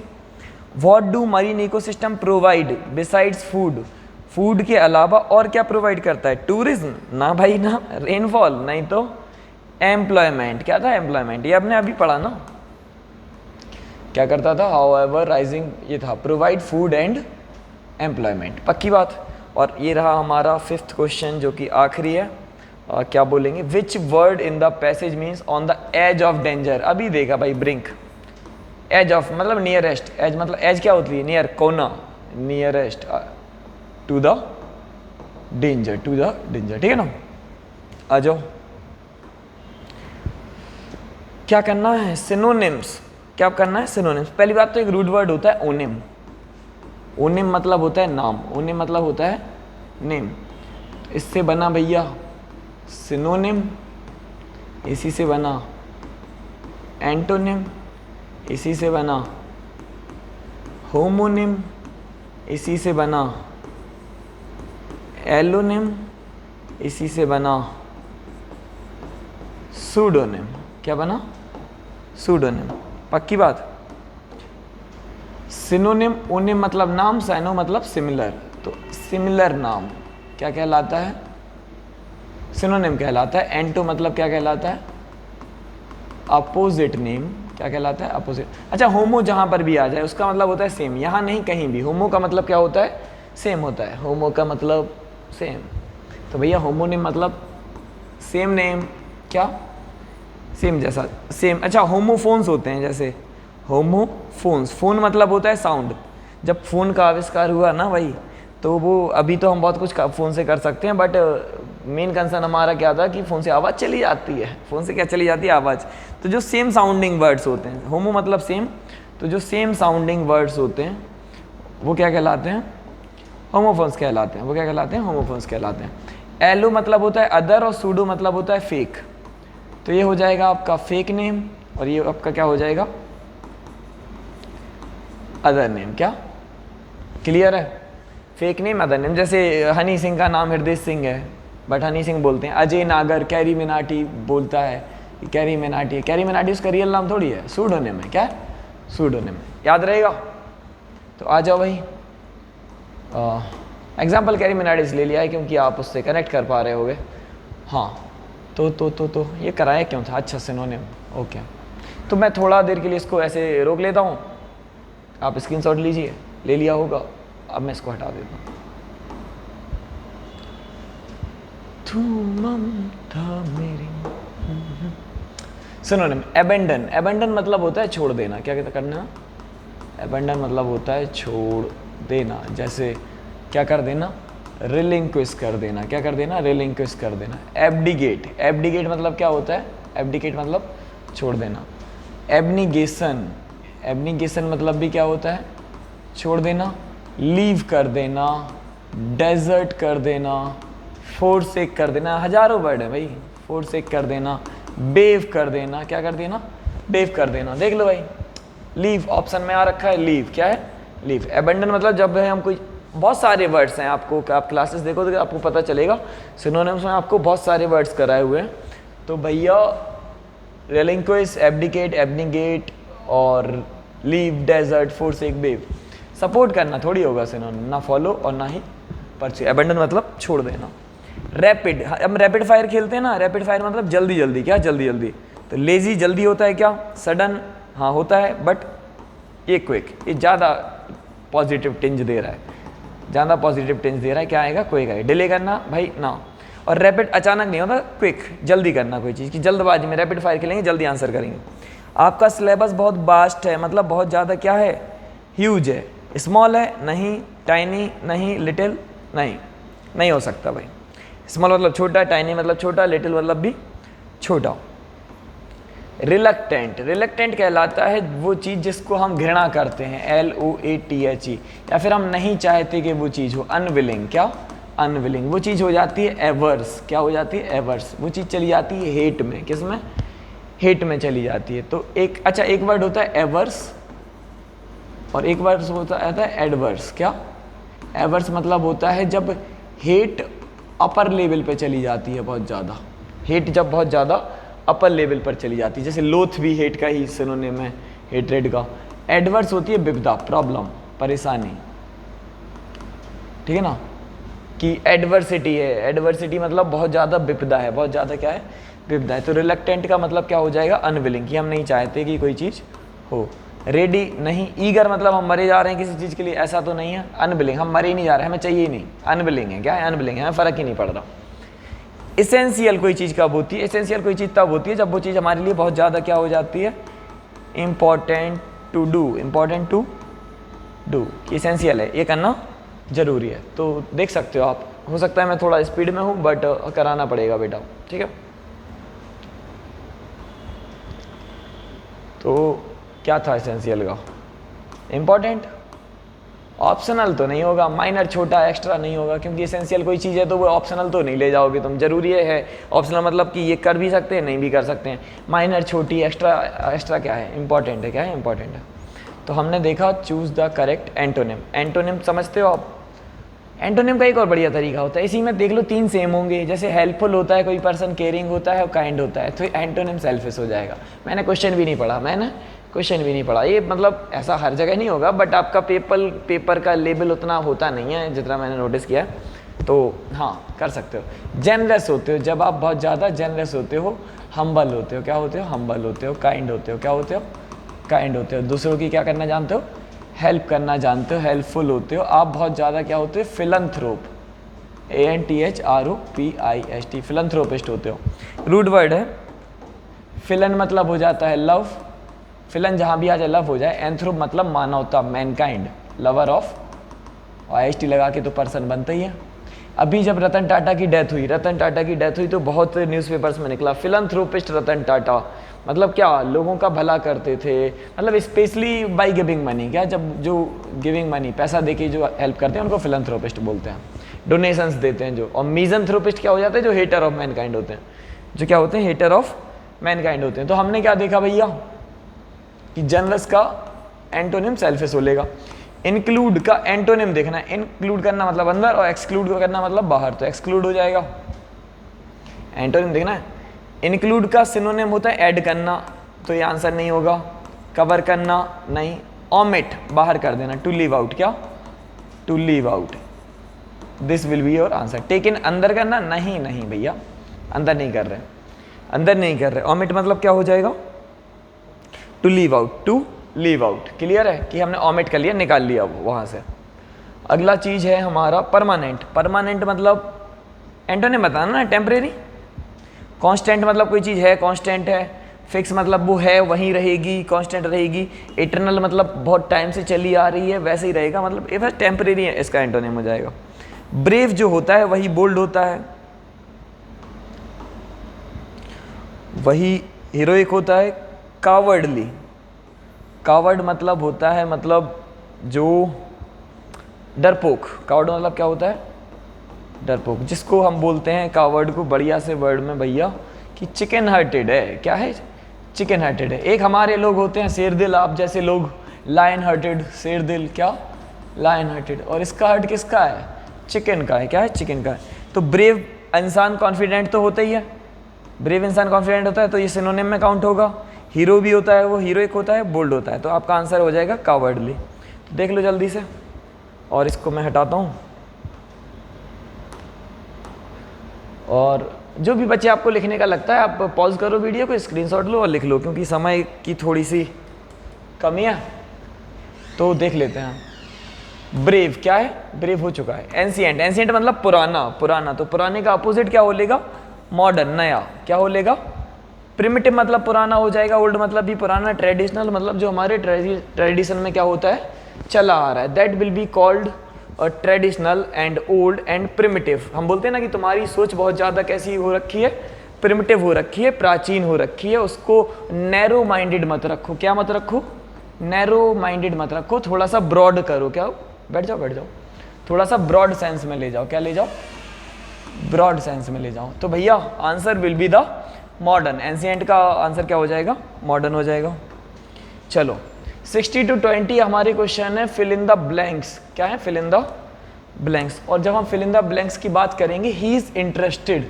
बेटा जब भी आप किसी भी चीज में इंटरेस्टेड होते हो, क्या इंटरेस्टेड होते हो, तो उसके साथ इन का यूज करते हैं। Interested in maths, interested in English, interested in something, whatever you want. क्या?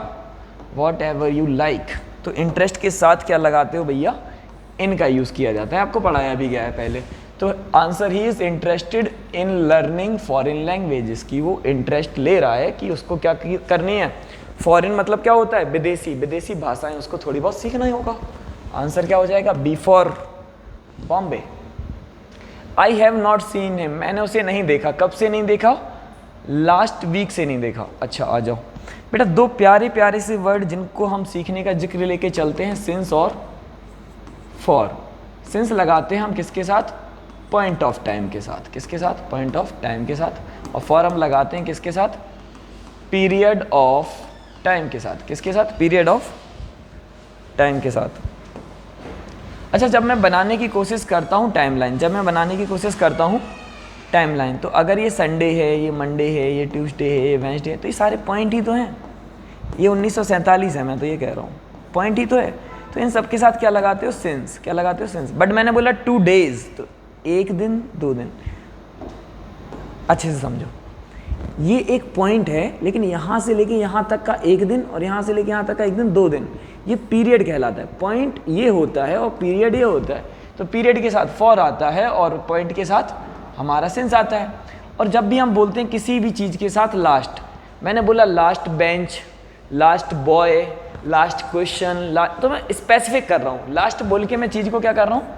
पॉइंट आउट कर रहा हूँ। क्या कर रहा हूँ? कि वो वाला, वो वाला। और जब मैं पॉइंट आउट कर रहा हूँ, पॉइंट बना रहा हूँ, लास्ट के साथ सबसे सही सटीक आंसर हमें समझ में आता है हमारा सिंस। और since will be the right answer.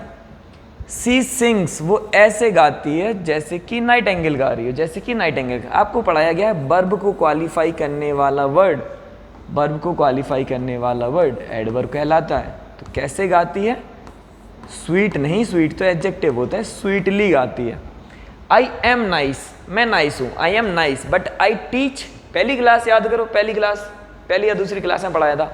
I am nice but I teach nicely. You are beautiful but you write beautifully, कि तुम तो ब्यूटीफुल हो बट तुम लिखते ब्यूटीफुल तरीके से हो, ब्यूटीफुली। यू आर स्मार्ट, तुम स्मार्ट हो, बट यू एक्ट स्मार्टली, कि तुम एक्ट कैसे करते हो? स्मार्टली एक्ट करते हो, है ना। आ जाओ, answer will be the sweetly. मजे काटो भाई, सिलेक्शन लो। आ जाओ, अभी बताया था, अभी पहला क्वेश्चन नीदर नॉर। तो नीदर नॉर में क्या सीन होता है कि जो पास वाला होता है, जो नियरेस्ट होता है, उसके हिसाब से हेल्पिंग वर्ब आती है। हिज फ्रेंड्स, ये तो प्लूरल है, ये क्या है? प्लूरल है। और जब ये हुआ हमारा प्लूरल, तो प्लूरल के साथ ना इज आता ना वॉज आता, आर लगाएंगे, एम भी नहीं लगाएंगे, फ्री करेंगे। देखो अच्छे से, अच्छे से देखो। और जो भी नहीं आता बच्चा कमेंट करो, मैं आपको अगली वीडियो में बता दूंगा, या फिर मैं आपको आपके कमेंट के रिप्लाई में आपका आंसर कर दूंगा। देख रहा हूँ हमारे टीचर्स 2 रातों से जाग रहे हैं, सोए भी नहीं है, फिर भी ऐसा कर रहे हैं, है ना। आ जाओ, नीदर नॉट आप समझ गए होगे। हिज फ्रेंड्स, अगर यहाँ हिज फ्रेंड होता तब हम कंफ्यूज होते कि इज लगाएं या वॉज लगाएं, कुछ भी लगाएं। तो आखिरी क्वेश्चन, अरे ये तो हमारा अभी लेटेस्ट टॉपिक है। We should help the poor, we should help the. Question tag क्या लगाना है? Question tag. क्वेश्चन टैग में लगाते हैं तो 3 बातों का ध्यान रखते हैं। पहली बात है आपका we use the same tense, we use the same tense. तो हमें सेम टेंस यूज़ करना है, तो उस हिसाब से हमें क्या चाहिए? शुड चाहिए। क्या चाहिए? शुड चाहिए। अब सेकंड होता है हमें क्या यूज़ करना होता है? प्रोनाउंस ओनली, क्या यूज़ करना होता है? Pronouns only. तो ये क्या है आपका? बी प्रोनाउन है। वी क्या है आपका? अब मैं देखो बेटा डिटेल में तो नहीं जा पाऊंगा इसके, क्योंकि फिर पूरा का पूरा क्वेश्चन टेक्स्ट समझाना कैसे पॉसिबल। आपने पढ़ा होगा तो आप रिलेट कर पा रहे होगे। तीसरा चीज़ आप ध्यान देते हो कि कॉन्ट्रैक्शन यूज़ करते हैं। क्या यूज़ करते हैं? कॉन्ट्रैक्शन क्या कहलाते हैं? जैसे डज नॉट को मिला के डजंट हो जाता है, डू नॉट को मिला के डोंट हो जाता है। कुछ ध्यान देने होते हैं कि विल नॉट को मिला के विलेंट नहीं बनता, वोंट होता है। क्या होता है? वोंट होता है। एम नॉट को मिला के आरंट बनता है। अच्छा, हैव नॉट हैवंट होता है, हैज़ नॉट हैज़ंट होता है। तो शुड नॉट क्या होगा भैया? शुडंट। क्या होगा? शुडंट। तो क्या हो जाएगा? शुडंट भी। वैसे भी यहाँ पॉजिटिव है तो यहाँ पर क्या चाहिए होता है? नेगेटिव चाहिए होता है। Answer will be the shouldn't. पक्का? देख लो। अब बढ़ाते हैं हम इसको आगे, हमारे आखिरी के 5 question. He go to school by bus every day. Every day देखते ही हमें समझ में आया कि ये काम रोज होता है, और जो रोज होता है, जो टाइमलेस होता है, जो जिस पर समय का कोई भी प्रभाव नहीं पड़ता, वो रोज लगाने के लिए हमें प्रेजेंट इंडेफिनिट चाहिए। और ही सिंगुलर है, सिंगुलर के साथ एस या ई एस आता है, गोज। यहाँ लिख दूँ? ही गोज होता है, ही गोज होता है। सिंगुलर के साथ एस या ई एस आता है, सिंगुलर के साथ। तो answer will be the B. ठीक है, हटाओ गो। यहाँ पर हमें क्या क्या चाहिए? गोज चाहिए। सी डिड नॉट न्यू। डिड अपने आप में क्या होती है? V2 होती है। डिड अपने आप में क्या होती है? V2 होती है। डू की फॉर्म होती हैं, डू की कुछ फॉर्म्स होती हैं, do, did and done. Do, did and done. तो जब V2 फॉर्म है, V2 क्या है? फॉर्म है, पहले ही आ रखी है, तो डिड के साथ हमेशा क्या यूज़ करेंगे? V1। इंग्लिश में बेटा कभी भी किसी चीज़ को रिपीट नहीं करते, इंग्लिश में कभी भी किसी चीज़ को रिपीट नहीं करते। अगर V2 एक बार आ चुका है तो हमें दोबारा V2 लेने की आवश्यकता नहीं है। सी डिड नॉट न्यू नहीं, C did not know, C did not know. तो answer will be the knew. ये बताना है कि कौन से पार्ट में एरर है? न्यू में एरर है। हटा दूं? चलो लो, पहली क्लास का क्वेश्चन फिर आ गया। Of preposition. क्या? प्रेपोजिशन। प्रेपोजिशन आपको बताया गया है कि प्रेपोजिशन, ये लिख लिया करो जो एक्स्ट्रा लिखवाता हूँ। प्रेपोजिशन के बाद का केस हमेशा ऑब्जेक्टिव केस होता है। प्रेपोजिशन के बाद का केस हमेशा ऑब्जेक्टिव केस होता है। द बॉयज हो गया ऑब्जेक्टिव केस, तो ऑटोमेटिक ईच हो गया सब्जेक्टिव केस। अब एक बात बताओ, subject plus verb plus object, verb subject के हिसाब से आती है, ऑब्जेक्ट के हिसाब से आती है? आप कहोगे सर सब्जेक्ट के हिसाब से आती है। तो सब्जेक्ट तो ईच है, ईच का मतलब एक होता है, और एक की वजह से हैव नहीं हैज चाहिए। क्या चाहिए? हैव नहीं हैज चाहिए। Answer will be the B. ये भी देखो सेम क्वेश्चन है, प्रेपोजिशन, ये भी क्या है? सेम क्वेश्चन है, 2 क्वेश्चंस। प्रेपोजिशन, प्रेपोजिशन के बाद का केस ऑब्जेक्टिव केस। तो ऑटोमेटिक सी बात है कि प्रेपोजिशन के बाद ऑब्जेक्ट है तो सब्जेक्ट प्रेपोजिशन के पहले होगा। और द गर्ल सिंगुलर है, द गर्ल क्या है? सिंगुलर, क्योंकि सब्जेक्ट के हिसाब से वर्ब डिसाइड होगी ना बच्चा। एक बढ़िया सा टॉपिक होता है आपका सब्जेक्ट वर्ब एग्रीमेंट। क्या? सब्जेक्ट वर्ब एग्रीमेंट, कि सब्जेक्ट और वर्ब के बीच में एक एग्रीमेंट हुआ। सब्जेक्ट बोला जहाँ जहाँ तुम आओगी वहाँ वहाँ मैं आऊँगा, और वर्ब बोली ठीक है, फिर जहाँ जहाँ तुम रहोगे वहाँ वहाँ मैं भी रहूँगी। ऑब्जेक्ट ने कहा हम आ भी सकते हैं और नहीं भी आ सकते हैं, हम अपनी मर्जी के मालिक हैं। तो सब्जेक्ट और वर्ब हमेशा साथ में रहते हैं। ऑब्जेक्ट को लिखा भी जा सकता है और नहीं भी लिखा जा सकता है। तो द गर्ल की वजह से यहाँ पर क्या चाहिए? इस चाहिए। आंसर क्या हो जाएगा? C. I am living in Chennai since 2020। बेटा जब आप पढ़ते हो सिंस और फॉर का यूज़, क्या? सिंस एंड फॉर का यूज़, तो आपको एक चीज़ सीखने को मिलती है कि सिंस और फॉर आप यूज़ कब करते हो? जब आप लगाते हो प्रेजेंट परफेक्ट कॉन्टिन्यूस। जब आप क्या लगाने की कोशिश करते हो? Present perfect continuous. तो भैया एम लिविंग नहीं, यहाँ होना चाहिए आई हैव बीन लिविंग। आप टेंसेस की वीडियो देखिए, आपको क्लियर हो जाएगा। I have been living. जब आप टेंस की वीडियो देखोगे आपको तुरंत क्लियर हो जाएगा कि क्यों। अब यहाँ पर सैम्पल पेपर सॉल्व कराते टाइम मैं आपको हिंट ही दे सकता हूँ, क्योंकि एक बात बताओ, अभी क्या चल रहा है? 2025 चल रहा है, 2025 चल रहा है। उसने 2020 से रहना शुरू किया, 5 साल तो उसने रह लिया, 5 साल उसने रह लिया। तो जो काम हो चुका वो तो परफेक्ट है, जो काम हो चुका वो तो, लेकिन अभी भी तो रह रहा है, अभी भी तो कि नहीं रह रहा। तो आधा काम कंप्लीट हो चुका है और आधा अभी भी जारी है। जब भी हम ऐसी बात करेंगे कि काम का आधा भाग कंप्लीट हो चुका मतलब परफेक्ट हो गया, परफेक्ट कौन सी चीज़ होती है? अधूरी चीज़ नहीं, काम का आधा भाग हो गया है, परफेक्ट है, हो गया। जो चल रहा है वो जारी है, कॉन्टिन्यूस लगाएंगे। क्या लगाएंगे? कॉन्टिन्यूस। तो बीन है हो गया परफेक्ट क्योंकि V3 है और ये हो गया कॉन्टिन्यूस। तो I have been living in Chennai, answer will be A, answer will be A. देख लो, तो ये हो गया हमारा आज का आपका पेपर सॉल्व। और आप मतलब फॉलो कीजिए, लाइक कीजिए पैरामाउंट एकेडमी ग्वालियर। इन सब के PDF वगैरह मैं ग्रुप पर, मतलब आपका जो यही नाम से आपका टेलीग्राम है, इसी नाम से यूट्यूब है, सब है, तो आप इसको फॉलो कीजिए। और बस आपकी मैथ की क्लास राहुल सर ने करा दी है, इंग्लिश की क्लास एक मैंने प्रोवाइड करा दी है सैम्पल पेपर की। अब आपका GS का सेक्शन होगा। तो चलिए पढ़ते रहिए, मस्त रहिए, स्वस्थ रहिए, व्यस्त रहिए। जय हिंद। और मैं बस यूँ गया, और यूँ तो मैं नहीं आऊँगा, आपके दूसरे टीचर आएंगे जो कि आपको GS कराएंगे। टाटा।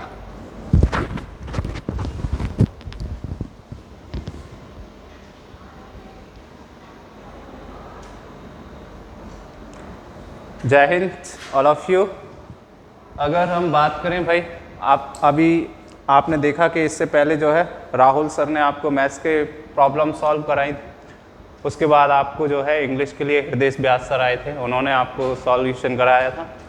अब हम जो है, मैं शुभम राणा आपके साथ जो है जनरल नॉलेज के कुछ क्वेश्चंस को सॉल्यूशन करेंगे, देखेंगे किस तरह के क्वेश्चंस आते हैं।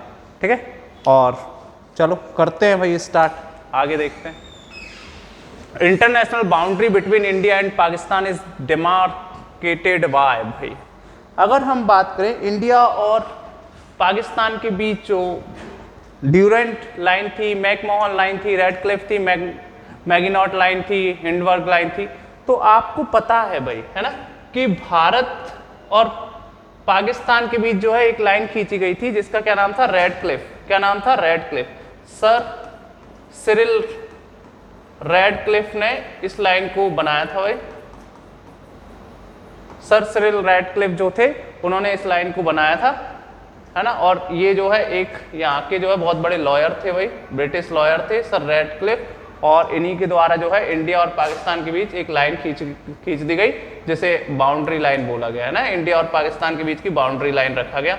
तो सर रेडक्लिफ साहब थे। कौन थे? Sir Radcliffe. चलो दूसरा question, which among the following nuclear capable countries has declared no first use policy. मतलब ऐसी कौन से देश हैं जिनके पास भाई न्यूक्लियर तो हैं, न्यूक्लियर वेपन्स तो हैं, लेकिन उनकी एक पॉलिसी है। उन्होंने क्या बोला है? No first use. मतलब अगर कोई देश हम पर हमला करेगा तो ही हम हमला करेंगे, है ना। हम जो है पहले से ही यूज नहीं करेंगे न्यूक्लियर वेपन्स का प्रयोग, हम पहली बार हम नहीं करेंगे, अगर कोई सामने से हम पे करेगा तब हम करेंगे। तो भाई ऐसे दो कंट्रीज हैं, एक तो इंडिया और एक चाइना, दो कंट्रीज है भाई, है ना।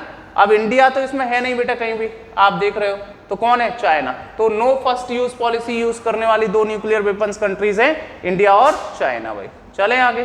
चलो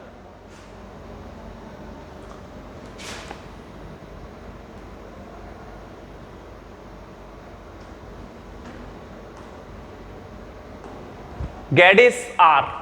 गैडिस क्या होते हैं? व्हाट इज गैडिस? तो गैडिस की अगर हम बात करें भाई, हिमाचल प्रदेश में रहने वाली, हिमाचल प्रदेश जम्मू कश्मीर में रहने वाली एक ट्राइब्स है, सेफर्ड्स है ना, सेफर्ड्स या ट्राइब्स हैं भाई, जो क्या कहलाते हैं भाई? आपके गैडिस कहलाते हैं। क्या कहलाते हैं? गैडिस। गैडिस जो है हिमाचल प्रदेश में और जम्मू कश्मीर में रहने वाली एक जो है सेफर्ड्स ट्राइब्स है, जो आपकी गैडिस कहलाते हैं। क्या कहलाते हैं? गैडिस। अन्ना हजारे, भाई आप सभी ने नाम सुना होगा, अन्ना हजारे बहुत फेमस आदमी है भाई, अवॉर्डेड द पद्म भूषण, और इनको पद्म भूषण से नवाजा गया है। किस लिए भाई? किस काम के लिए पद्म भूषण से? तो देखो अगेंस्ट करप्शन, हाँ तो भाई हमें पता है एंटी करप्शन की ये बात करते हैं, है ना। लॉन्चिंग, भ्रष्टाचार विरोधी जन आंदोलन के लिए दिया गया, ये सही है, ये इन्होंने लॉन्च ही किया है, लेकिन इसके लिए दिया नहीं गया है। His service to the Indian army, नहीं। Transforming a barren day village called Ralegan Siddhi in Maharashtra, Ahmednagar district in a model village of self sufficiency, eco friendly and harmony. His remarkable social service in the adivasi area of Bihar, his hunger strike to implement Jan Lokpal bill, नहीं, इन सब कामों के लिए नहीं दिया गया भाई। जो ट्रांसफॉर्म किया इन्होंने, बैरन डे विलेज थी जिसको रेलिगन सिद्धि कहा गया महाराष्ट्र में अहमदनगर में भाई, उसके लिए इनको ये दिया गया है। आंसर है सी। ठीक है, अगले की बात करें भाई हम, who among the following cultures were the first paint their potteries. भाई जो पोट्रीज थी, जो घड़े बनाए गए थे, वो सबसे पहले किसने पेंट किए थे भाई? तो सबसे पहले कैलकोलिथिक एज के लोग जो थे, कैलकोलिथिक एज के लोगों ने जो है सबसे पहले जो है पोट्रीज को जो है क्या किया था भाई, आपका पेंट करने का काम किया था। कैलकोलिथिक एज के जो लोग थे, इन सब ने सबसे पहले जो है पोट्रीज को क्या किया था आपका भाई, जो है क्या किया था, पेंट करने का काम शुरू किया था।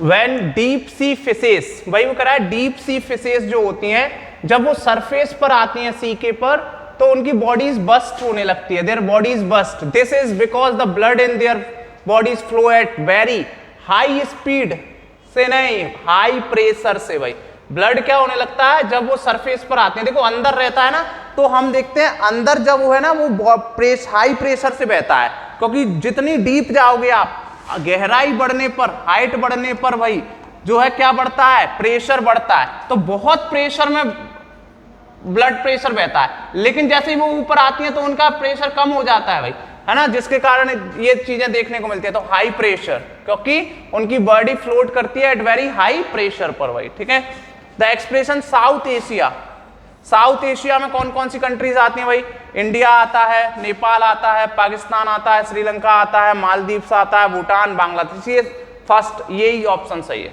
सारी ये कंट्रीज जो है साउथ एशिया को रेफर करती हैं। सारी कंट्रीज कहां आती हैं भाई? साउथ एशिया में आती हैं। ठीक है, question number 8, the Indian army took operation Meghdoot. भाई अगर आप डिफेंस की तैयारी कर रहे हैं तो ये नहीं सुना तो आपने कुछ नहीं सुना। ऑपरेशन मेघदूत चलाया था हमने भाई, किसको लेकर? कहां कंट्रोल कर रही थी इंडिया? सियाचिन ग्लेशियर में। किसको लेकर भाई? सियाचिन ग्लेशियर को लेकर ऑपरेशन मेघदूत चलाया था हमने, है भाई? हाँ, सियाचिन ग्लेशियर, ऑपरेशन मेघदूत। इस पर पिक्चर भी बनने वाली है भाई।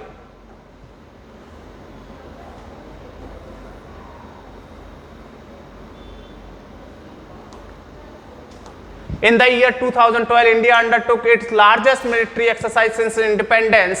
This was named, भाई 2012 की बात करें, in the year undertook its largest military exercise, independence के बाद सबसे बड़ी एक्सरसाइज कौन सी हुई भाई? सूरवीर। कौन सी भाई? सूरवीर।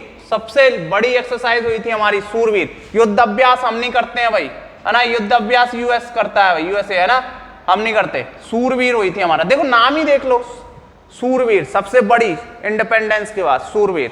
Ozone holes are more pronounced at, भाई सबसे ज्यादा ओजोन होल्स कहां दिखाई दे रहे हैं हमें? सबसे ज्यादा ओजोन होल्स का इफेक्ट कहां दिखाई दे रहा है? तो पोल्स पर भाई। कहां पर? पोल्स पर।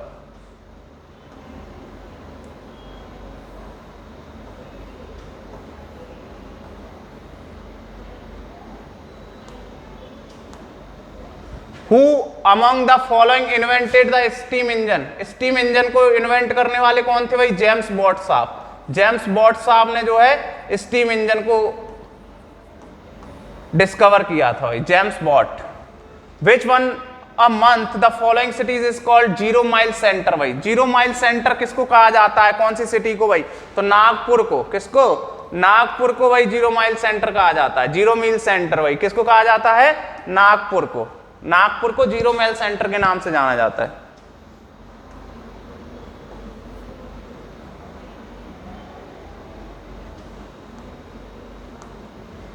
Match list first with list second and select the correct answer using the code given below the list first, list second. भाई ट्रिब्यूटरी, रिवर और ट्रिब्यूटरीज, तो देखो सबसे सिंपल गंगा की ट्रिब्यूटरीज की बात करते हैं तो गोमती और कोशी गंगा की होती है भाई। इंडस की सबको पता है, चिनाब और सतलज इंडस की है। यमुना की चंबल और केन, गोदावरी की वेनगंगा और इंद्रावती। देख लो भाई, फर्स्ट का फोर्थ, है ना, सेकंड का थर्ड, थर्ड का फर्स्ट एंड फोर्थ का सेकंड। 4312 4312 वी, आंसर वही B 4312।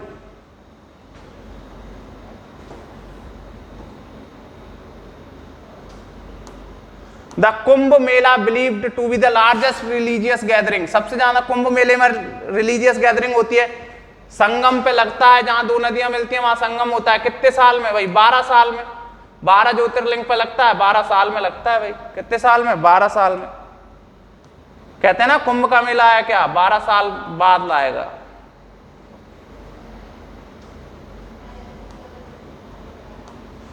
Ireland prestigious Tipperary international peace prize 2012। भाई देखो ये चीजें वो है जो बहुत ही फेमस हैं, मतलब हम समझ रहे हैं कि जो क्वेश्चन पूछा जा रहा है वो बहुत ही फेमस चीज से पूछा जा रहा है। तो भाई आपको पता है ये पीस प्राइज जो है, हमें सबसे शांति का पुरस्कार मिला था एक पाकिस्तानी लड़की को जिसका नाम था मलासला Yousafzai.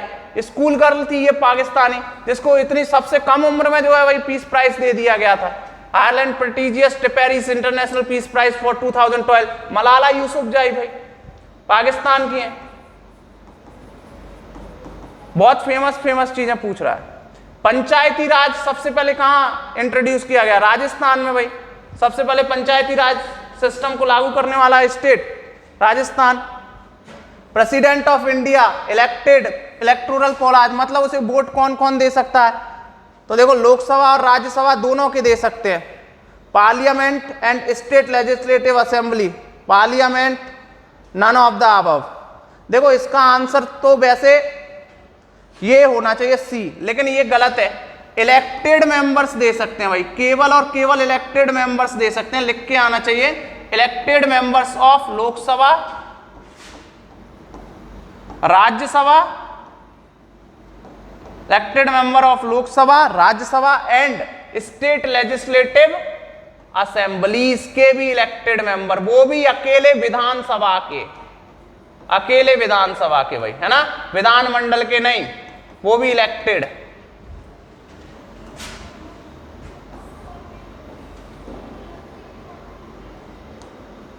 The local time of a near place, हमारी इंडियन स्टैंडर्ड टाइमलाइन जो है वो है 82.5 डिग्री ईस्ट लॉन्गिट्यूड, ठीक है। और वो ग्रीनविच से भाई, ग्रीनविच मतलब इंटरनेशनल टाइम जोन से, टाइम जोन से 5.5 घंटे आगे है भाई। कितना आगे है? 5:30 आवर, 5.5 घंटे आवर है, बिहाइंड नहीं, 5 hour ahead, 5:30 hour behind of Greenwich time, behind नहीं है भाई, 5 आवर अहीद है, अहीद, ठीक है, 5 and 30 आवर अहीद है। Most of the weather phenomena सबसे नीचे होते हैं, सबसे नीचे कौन सा स्फीयर होता है भाई? ट्रोपोस्फीयर, है ना। सारे वेदर फिनोमिना कहाँ होते हैं आपके? ट्रोपोस्फीयर, उसके ऊपर मीजो, इसके ऊपर ओजोन भाई, है ना। तो सारे वेदर फिनोमिना, आंधी मतलब साइक्लोन, विंड सर्कुलेशन, रेन, ये सब आपकी ट्रोपोस्फीयर्स में होती हैं बेटा। Which of the following reflect radio wave, तो रेडियो वेव रिफ्लेक्ट होती है आपकी आयनोस्फीयर से। कहां से बेटा? आयनोस्फीयर से रिफ्लेक्ट, क्योंकि यहां से क्यों होती है? तो बोला यहां पर जो है कुछ एक्टिव चार्जेस होते हैं, इसीलिए यहां से रिफ्लेक्ट होती है आयनोस्फीयर से भाई। कहां से? आयनोस्फीयर से।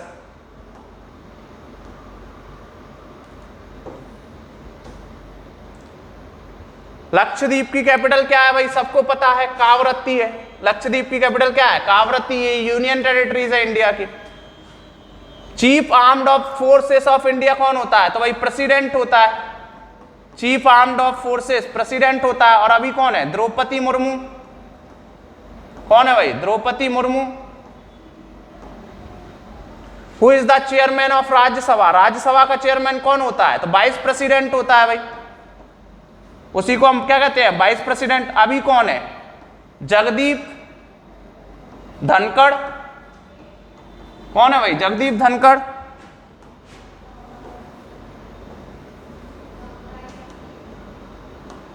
प्लानिंग कमीशन का हेड जो होता है वो प्राइम मिनिस्टर होता है भाई। कौन होता है आपका? Prime minister.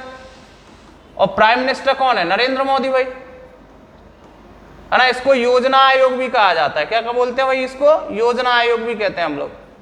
2015 से वर्क कर रहा है। Who is the president secretary general of भाई यूनाइटेड नेशन ऑर्गेनाइजेशन की हेड कौन है अभी? यूएनओ की हेड भाई इनमें से कोई नहीं है। अब यूएनओ की हेड है एंटोनियो गुटरेस।